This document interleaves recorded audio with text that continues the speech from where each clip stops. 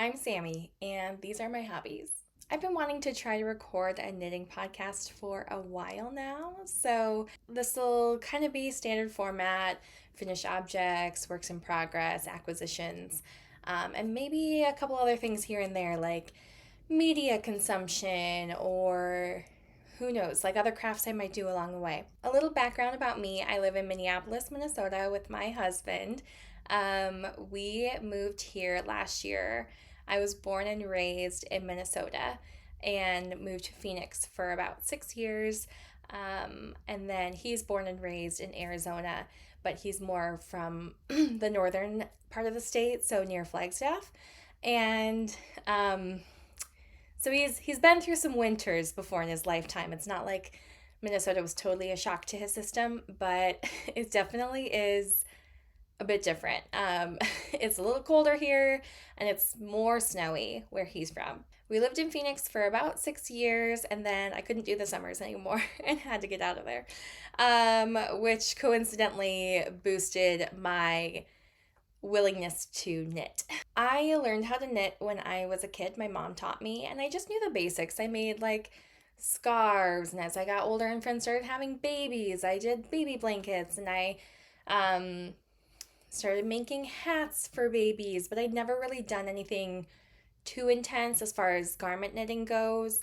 I'd always wanted to be able to make a sweater, but a lot of the technical side of knitting was a lot more intimidating to me. Really, over the last year and a half, I would say, I've been trying to expand my skill sets more, doing color work, figuring out new types of increases and decreases, and trying to start the things that I've had goals to do. Like I love the Nordic style of knitting. I want to be able to make those things, cable work, lace work. And so as I was diving deeper into that, I'd also reached out to my group of friends over the winter last year and asked if any of them wanted to learn how to knit.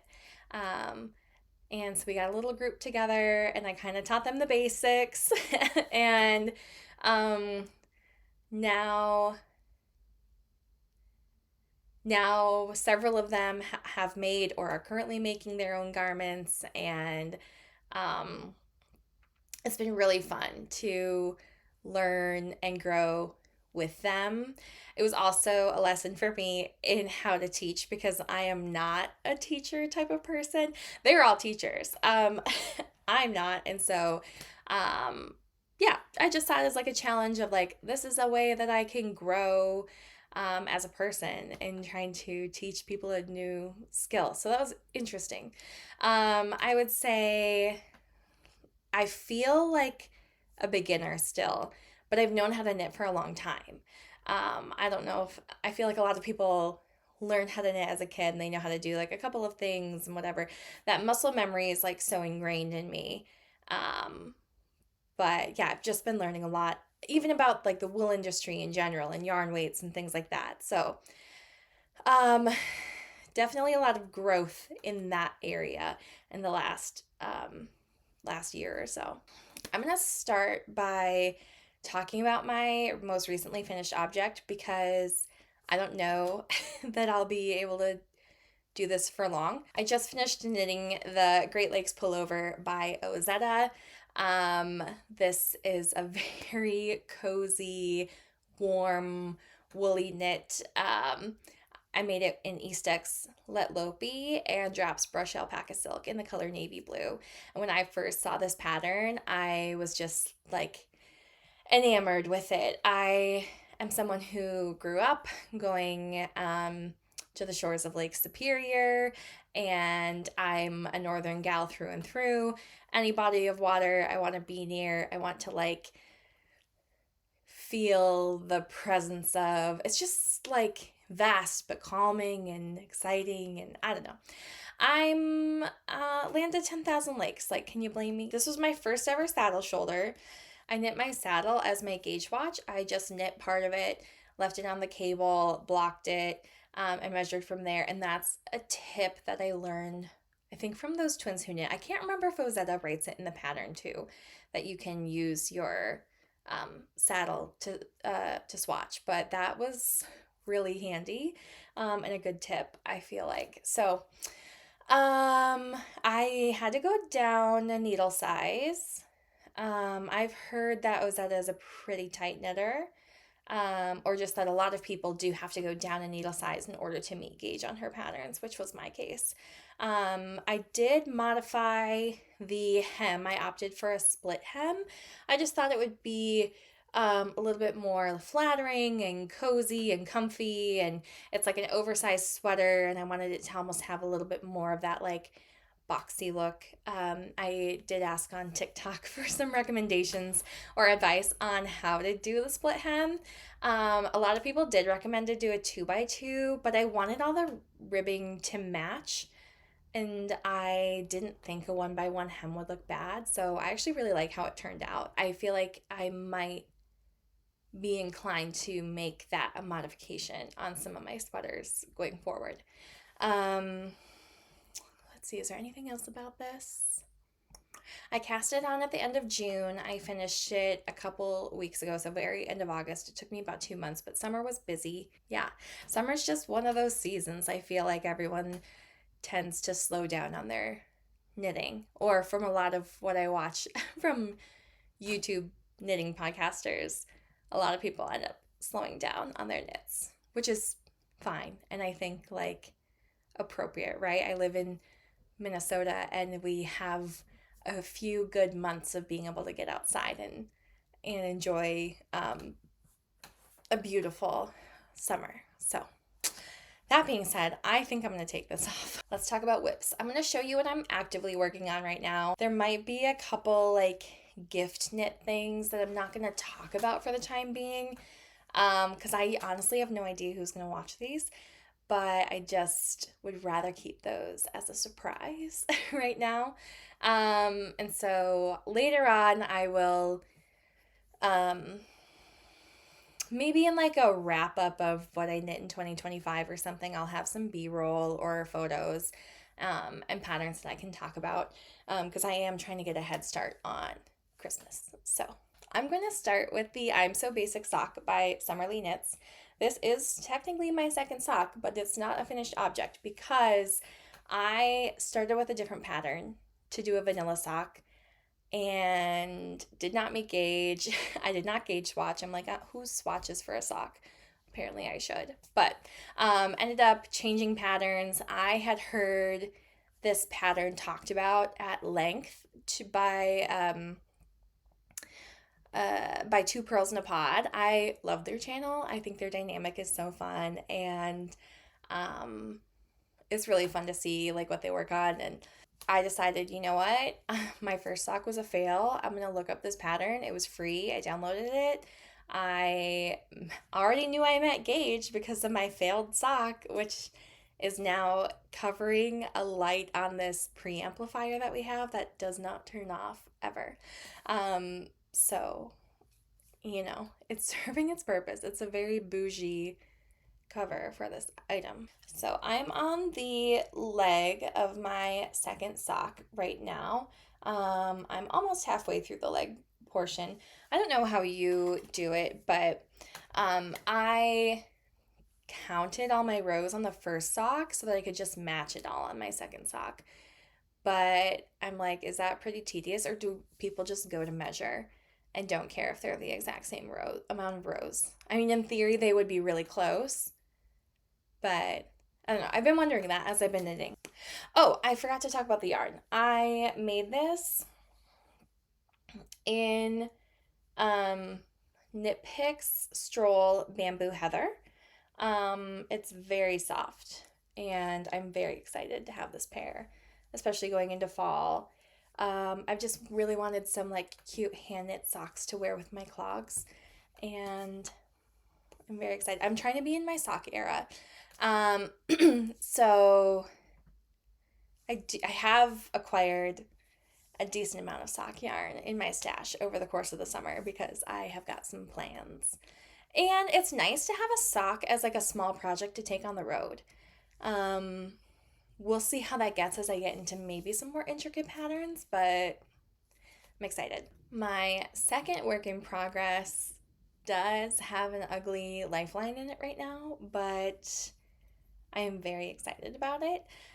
This is the Rosenland pullover by Sari Nordland. So, oops, sorry. I'm on my back panel.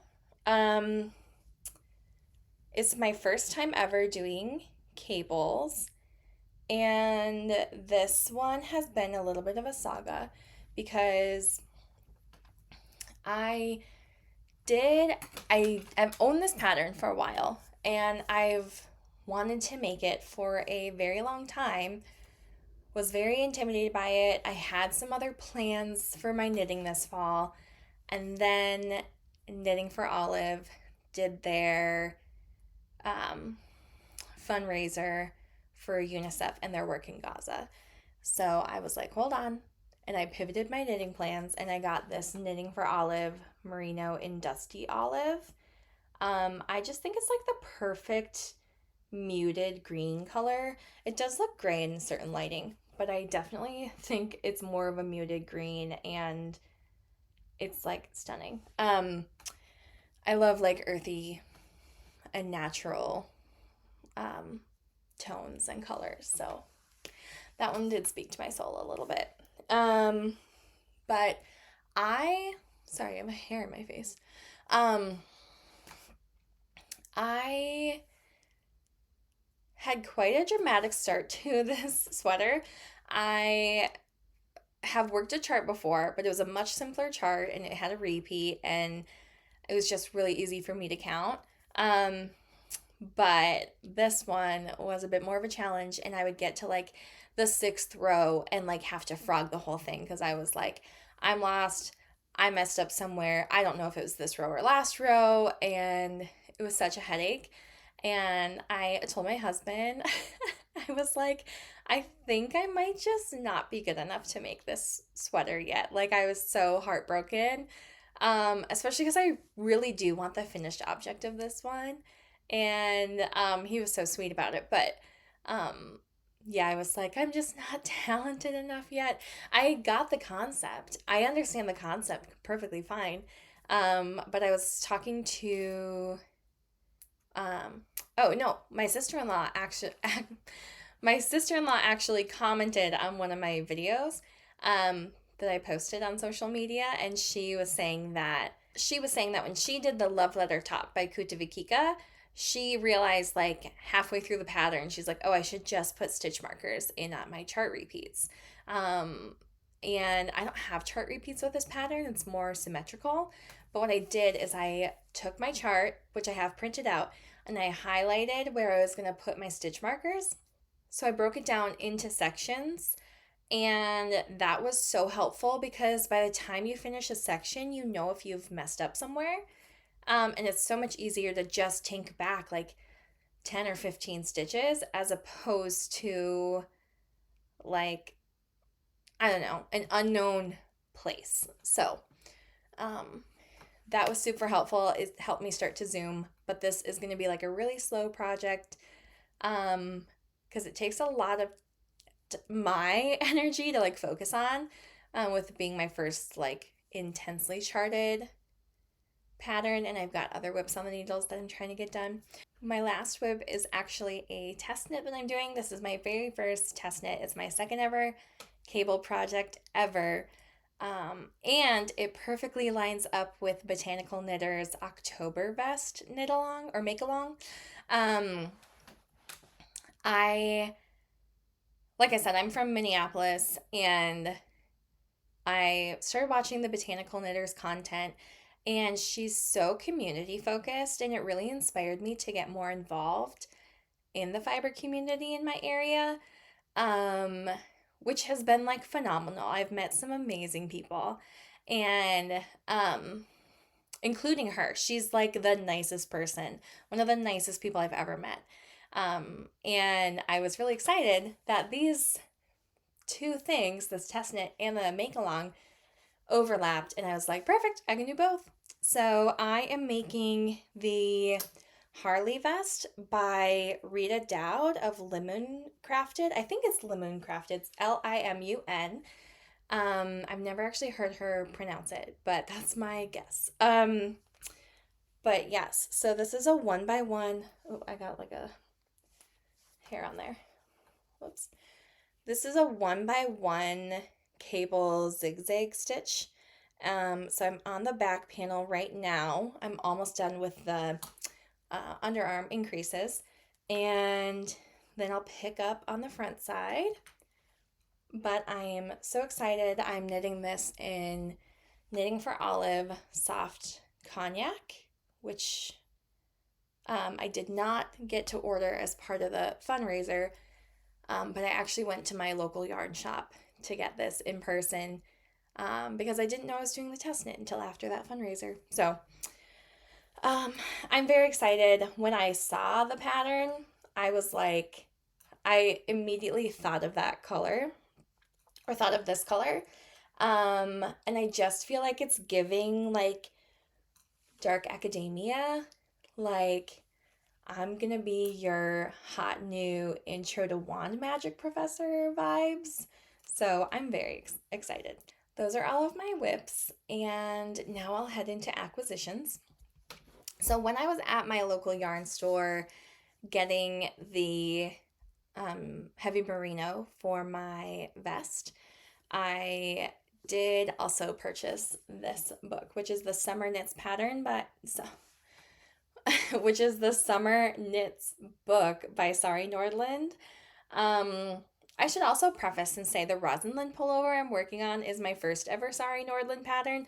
I just like drool over her patterns though, and I've like wanted to make some for a very long time. So this is a Sari Nordland heavy video. I have picked up this book every time I've been in my local yarn store in the last like 6 weeks. And I decided finally to just get it because while it's not summer anymore, it is going to come back around every year. And I just thought I'd be prepared. I think some of the patterns in here are so cute. Look at this dress. I don't know that I could pull it off, but it's stunning. And I think there's a tank option for this as well. Like this light summery sweater, so beautiful. Okay, and then this tee I really love. I think it's so cute. I have yet to make a summer garment, but you be sure I'll be knitting up these next spring and summer. Okay, my other most recent acquisition is a very fun one for me. I ended up placing an order from Coast to Coast for their book trope collection. I also have a dear friend of mine with a summer birthday, and I was like, I want to buy you a skein of this sock yarn. This is like one of my best friends since kindergarten. So there is a Sari Nordland pattern again. It's a sock pattern, so it's the Peregrine sock by Sari Nordland. And any good Lord of the Rings fan knows Peregrine took Pippin, and that is my best friend's favorite character ever. And I was like, we're making these socks together. Had either of us done any lace work or cable work at the time? No. Had either of us ever done a sock before? No. But we're making these socks. So I am gonna like hold her hand through the process, and we're gonna take it really slow and make these together. But I'll show you the order that we got. Okay, this is our Coast to Coast order. So these two are in the colorway There's Nobody Buried Under the Rose Bushes. This is the Shaniko wool worsted, and then this is the classic sock base. So this one's mine and this one's my friend's. She wanted this for a different project. But this will be my Peregrine sock. Which I'm also like, of course, a practical magic girly. And when I saw the name and the colorway, I was like, done. It's a done deal. It's a done deal. I'm sold. For my friend's Peregrine sock, she got the colorway Is She a Witch, which is this beautiful tonal, like burnt orange. I really wanted to get this color, and I might be ordering it because there's another pre-order coming up for the same launch, but in early October, I want to say it is. So this one might be coming home with me. or I might be ordering it for myself. But, so this is for my bestie. And then I also got Unexpected Friendship. I love a speckly yarn. I saw the speckles in person. I'm trying to get them caught on camera if it'll focus. But I just, this colorway is like so beautiful. So I get nervous with like lighter color yarns and like just the socks getting dirty. So this is the Coast to Coast haul, and very much looking forward to putting those to use. Thank you so much for watching if you've made it this far. I have been like very intimidated to try doing this, but also like I want to talk about knitting and wool and craft related things and my hobbies in general, which aside from knitting, I also really do like to bake and cook. I have a lot of houseplants. I'm a reader, like fantasy, romantasy, especially dark academia, of course.